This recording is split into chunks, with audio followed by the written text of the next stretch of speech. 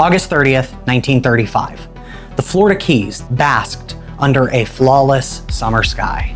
Sunlight danced across the water, and the distant chug of Henry Flagler's overseas railway echoed faintly, threading together small island towns and scattered federal work camps. Families were preparing for the Labor Day weekend, making plans for rest and for fun, all while World War I veterans, far removed from the gunfire and trenches of Europe, tirelessly toiled away under the tropical sun, building a highway that would forever finally stitch the Keys to the mainland. Meanwhile, far to the east and well beyond the horizon, the sea was quietly plotting. Over the warm, shallow waters of the Bahamas, a small, unimpressive storm began to awaken. And by nightfall, on September 2nd, this nameless swirl of clouds would strike, not as a simple hurricane, but as the single most intense storm that has ever made landfall on the continental United States. Join me on the first of 3 journeys in this new series, where we'll explore the destruction, power, and lasting legacies of the most ferocious hurricanes to ever strike Florida's coastline, its 3 Category 5s. I'm CJ, and this is Florida Man Weather.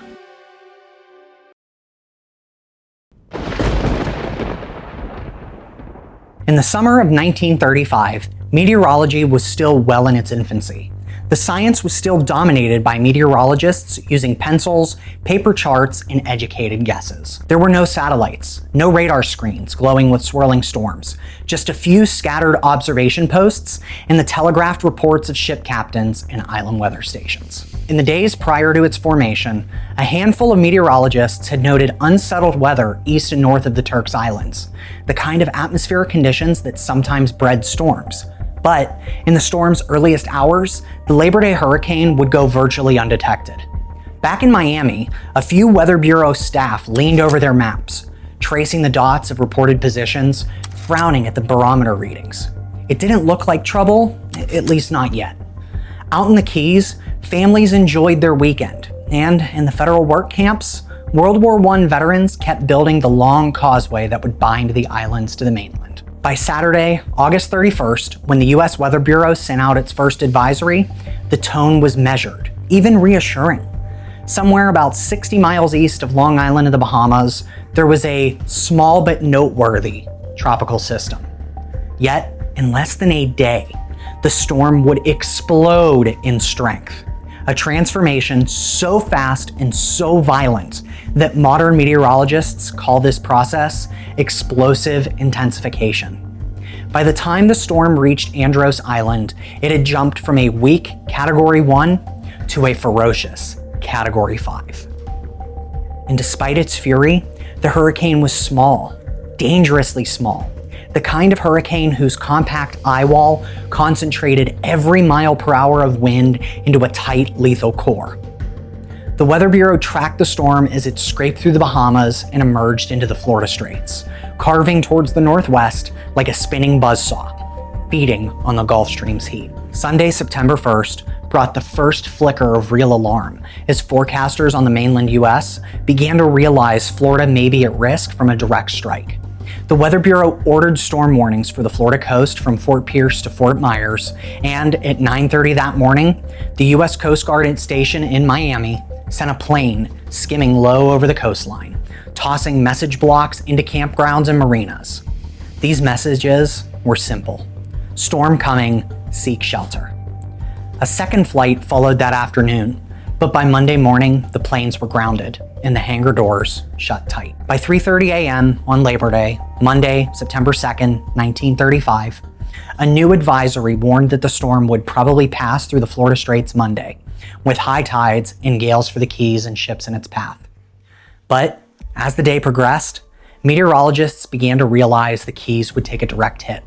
By 1:30 in the afternoon, the words in the advisories became sharper, and hurricane warnings were issued for the Key West District, north to Key Largo.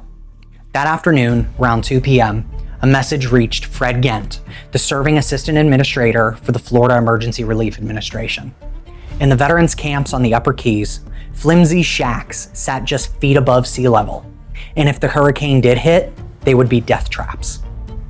Gent picked up the phone and ordered a special evacuation train to be dispatched to rescue them. The black locomotive pounded south over the single track, whistle echoing in the storm-thick air, trying to beat the clock, but time was running out. The rescue train was delayed several times, first by an open drawbridge, and then by debris blocking the rails, and then sheets of rain, slashing visibility to almost nothing. South of Homestead, the train had to reverse so the engine could face the return trip. Each of the delays that they faced was another minute that the hurricane was closing in. And finally, at 8:20 p.m., the headlamp of the evacuation train cut through the darkness at Islamorada Station on Upper Matacumba Key. The veterans, some with nothing but the clothes on their backs, were already gathering on the platform. Meanwhile, somewhere offshore, a wall of wind and water, the most intense hurricane ever to strike the United States, was only minutes away. Meanwhile, in the rest of the Upper Keys, the evening had actually began in a deceptive calm. The air hung heavy, cicadas sang, and the tide lapped gently at the docks. In the camps, the veterans were resting for the holiday, talking softly in the dim light of kerosene lanterns.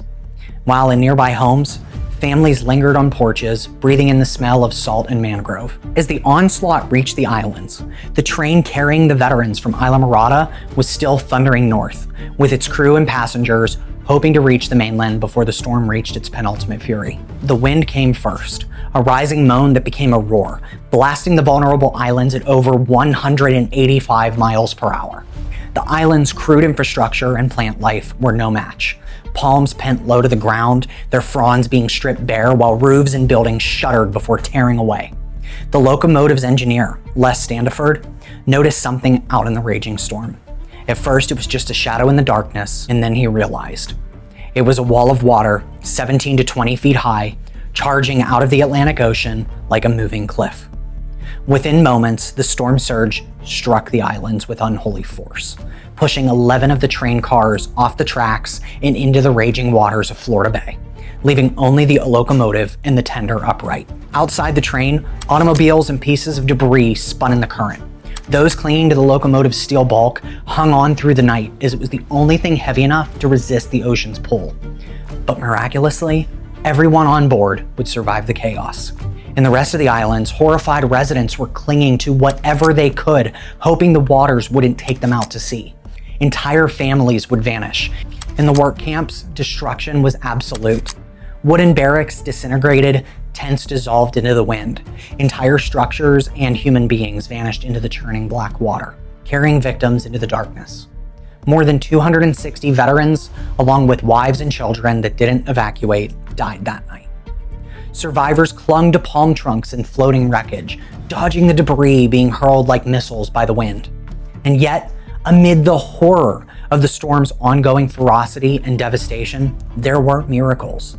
5-year-old Keys resident Pete Perdue would later recall how his family took shelter in the local hotel, only to flee when the walls began to shake apart through the wind and flying debris. They found an old school bus, miraculously perched on the top of a mound of fill. And as the water climbed towards the roof, they pulled strangers inside, neighbors, children, and even a dog with her puppies, standing on the seats, soaked and terrified. They all prayed the Lord's Prayer, certain that the end was near. Then, as suddenly as it had came, the water reversed, rushing back out to sea. One man, Captain Ivar Olsen, survived the storm by seeking refuge in his dry-docked boat on Craig Key, a small island between Islamorada and Layton. While the storm's eye passed overhead, Captain Olsen recorded something remarkable: a barometric pressure of just 892 millibar, a record, one that still stands as the lowest pressure ever recorded at sea level on dry land. The 1935 Labor Day hurricane remains a benchmark in meteorological history. Its 892 millibar pressure and estimated 185 mile per hour winds still rank it among the most powerful storms to ever strike the United States mainland. It literally reshaped the islands overnight, carving new channels and stripping the entire Keys bare of life. But to understand why the 1935 Labor Day hurricane became one of the deadliest storms in US history, one must look at the structure of the storm itself. Unlike sprawling hurricanes that spread their energy over a wide area, this storm was compact and tightly wound. Its radius of maximum winds, the zone where the hurricane's most violent forces are concentrated, was remarkably tiny. And in storms like this, the most extreme winds and the greatest storm surge are packed into a narrow corridor. That means if you're in the path, there is little gradient from bad to catastrophic. You are either just outside the worst conditions or squarely within their crosshairs. Over shallow platforms like the Florida Bay and the Reef Tract, this concentration of energy can be utterly devastating. The water has nowhere to go but up and over the islands, rising suddenly and violently. Historical accounts describe a towering wall of water just sweeping across the low-lying keys, the result of storm surge and wind-driven waves combining near the storm's core. The Keys' near-flat topography meant that even a modest storm surge would be dangerous, and in this case, the estimated 17 to 20 feet of surge was annihilating. Viaducts and embankments were damaged by these high-energy flows, and entire stretches of land were just stripped clean. Debris lines and watermarks testified the sheer volume and force of the water. But nature's fury alone doesn't explain the high death toll. Human factors amplified the disaster. Hundreds of World War I veterans were housed in lightly built camps, dependent on government transportation and orders for evacuation. However, those orders never came in time, and the reason lay in the meteorology and technology of the era. In 1935, hurricane forecasting was quite primitive, especially by today's standards. There was no Doppler radar, no satellite imagery, no reconnaissance aircraft flying routine missions into storms, and certainly there was no computer models. Forecasts were built from sporadic ship reports and a few land-based observations that were then relayed to the Weather Bureau by telegraph or radio. Often this produced only a vague, delayed sense of where a hurricane was and how strong it might be. The Labor Day hurricane would add another layer of difficulty to this forecast. It was what is called a stealth storm. When the storm crossed over the Bahamas, it lacked a distinct eye, one of the key visual cues for everyday people in detection for the pre-satellite era. Meteorologists could not, therefore, clearly track the storm, instead relying on a common forecasting technique for the time that is now known as persistence forecasting, which is a weather prediction method that assumes the current weather conditions will remain the same for a specified period into the future. Essentially, this technique predicts that today will be like tomorrow, and while we now have the understanding that it is inherently flawed, Weather Bureau meteorologists in the mid-1930s lacked this understanding, and therefore assumed the storm would continue moving at the same speed and in the same direction for the foreseeable future. Yet, despite the lack of information on the storm's position, one daring individual broke through and was able to provide the Weather Bureau with a critical update. On September 2nd, an American pilot in the Cuban Air Corps took a biplane right into the storm's heart, an unprecedented act at the time, and discovered that it was far closer to the Keys than anyone realized. This urgent report triggered special bulletins and the first warnings for many in the islands. While the warnings had unfortunately tragically came too late, this flight became the seed of modern aerial hurricane reconnaissance, proving the value of direct, real-time observation of hurricanes. And from a meteorological standpoint, the tragedy reinforced a vital truth that still shapes how we handle hurricane preparedness today. Wind may level buildings, but it's the water that kills. By the time the storm passed on, the Upper Keys had been forever changed. The landscape resembled the bed of a dried river, stripped bare. The mangroves were flattened and the ground scoured clean of every building between Tavernier and Marathon. In the small town of Islamorada, it had simply been wiped from existence. Henry Flagler's Overseas Railway, hailed as a triumph of engineering, a shimmering steel thread binding the Keys to the mainland, was utterly destroyed. Tracks had been torn from their beds and hurled aside like twigs, and the long spans between the islands, those were ripped away entirely. Where the wind didn't twist the rails, the surge swallowed them. The Florida East Coast Railway, financially and physically dismantled by the hurricane, would never be rebuilt. From Tavernier to Marathon, the human settlements fared no better. Isla Morada was entirely obliterated, and entire neighborhoods were swept away by the winds nearing 185 miles per hour and a wall of water 15 to 20 feet high. Houses were swept off their foundations, and roofs were hurled away into the darkness. Eyewitnesses spoke of structures vanishing as if just being erased from existence. The land itself seemed stripped bare. Trees were snapped, uprooted, or left as splintered poles. Sand and soil were scoured away, only to reveal the coral beneath. Officially, 408 people died in the Upper Keys. The Red Cross counted 409 within weeks, and later estimates climbed towards 600 when those lost at sea were included. The storm's eye, just 8 to 10 miles wide, had passed directly over the islands. Dead stingrays and conch shells lay beside human remains on high ground, and in some places, bodies were hung in the trees 25 feet above the ground. In the suffocating heat, decomposition was so rapid that more than 250 bodies were cremated on pyres at Snake Creek. Telegraph lines laid and ruined. The railroad was washed away. The Upper Keys were essentially cut off from the world, and no one beyond could yet fathom the scale of the disaster. Not until September 3rd did word even make it to the mainland. Coast Guard cutters and Navy ships churned through the debris-choked waters, seeking survivors and ferrying the wounded to safety. Military aircraft droned overhead, photographing the ruin from above. The images showed towns scraped to their foundations and the bridges being snapped. Hundreds of civilian Conservation Corps workers and Red Cross volunteers poured in from Miami to tend to the injured, recover the dead, and bury the countless that were lost. Yet, even as the Keys mourned, the work of rebuilding took shape, not in the steel rails, but in an asphalt and concrete. By 1938, much of the surviving railway infrastructure had been transformed into what we now know as the Overseas Highway, a continuous road from mainland Florida to Key West. And on July 4th of that year, the highway opened, a bittersweet fulfillment of Flagler's dream, its bridges and causeways standing as silent witnesses to the storm that made them possible. One of the Keys' most notable residents, Ernest Hemingway, the author, rode out the 1935 Labor Day storm in his residence in Key West and would personally observe the aftermath and response to the storm in the Upper Keys. Hemingway would later write a scathing essay titled "Who Murdered the Vets?", telling the story of the disgusting conditions of veterans working in the Keys and of the bodies tangled in mangled debris or lodged high in the defoliated trees, remarking that the stench and sight rivaled the battlefields of the Great War, a macabre testament to the storm's ferocity.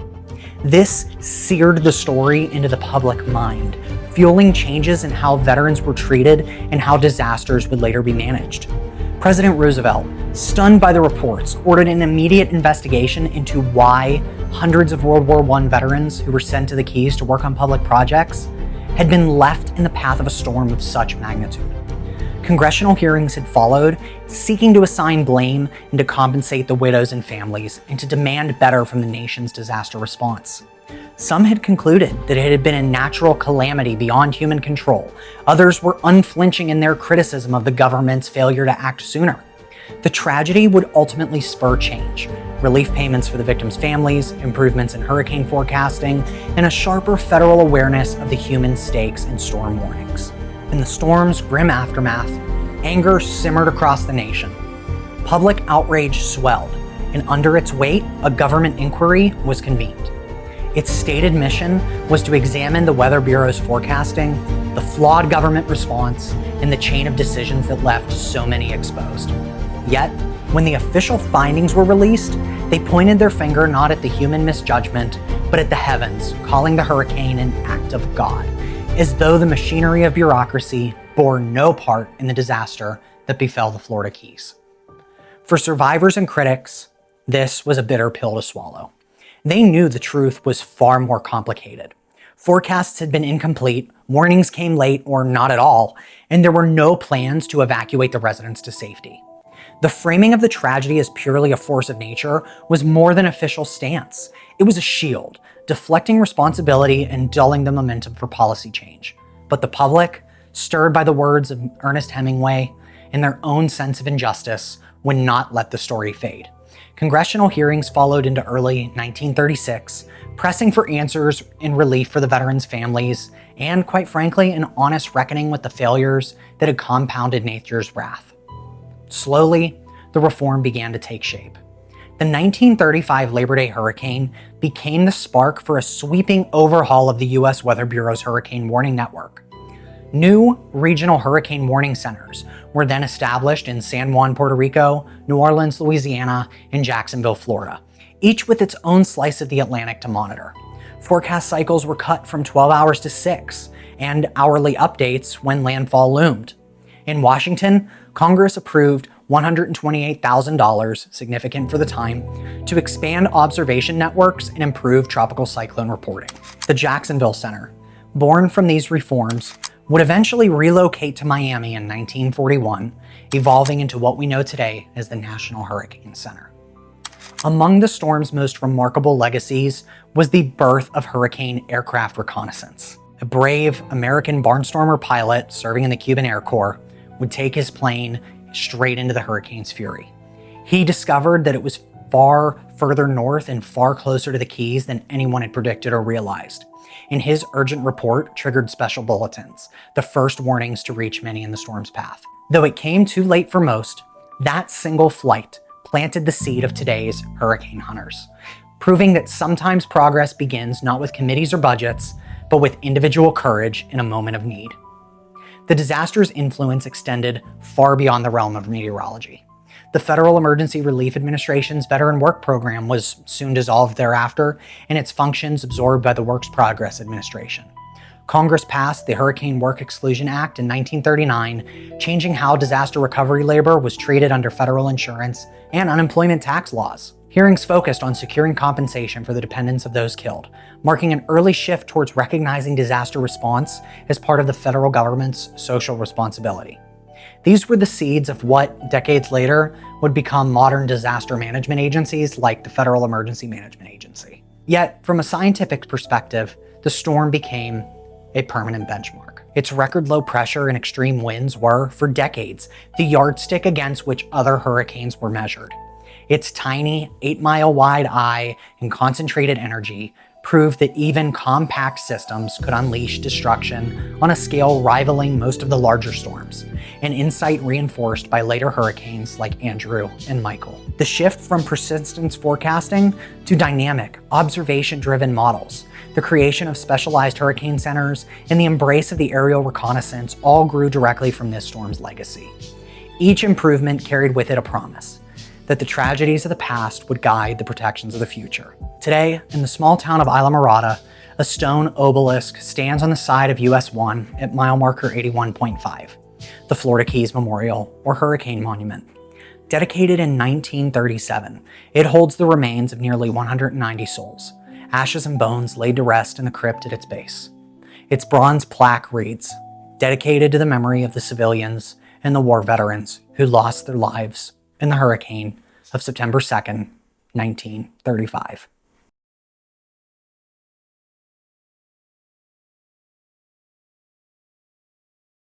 Hey guys, thank you so much for checking out my channel. If you enjoyed the video, please be sure to like, comment, subscribe, and ring that bell so you don't miss more content like these. Thanks again, CJ, Florida Man Weather.